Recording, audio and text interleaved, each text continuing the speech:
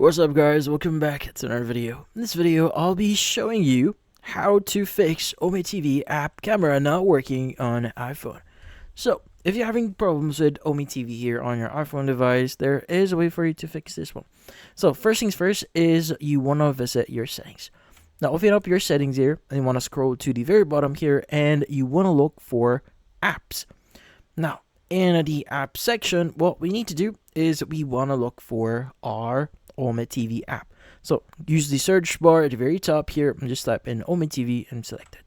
Now from here, you should be able to see all the accesses that is provided by oome TV.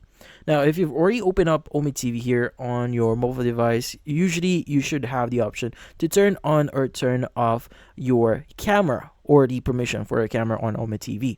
Now in this case, if you don't see it in here, you may want to open up the app first and it will ask you if you want to provide access on it.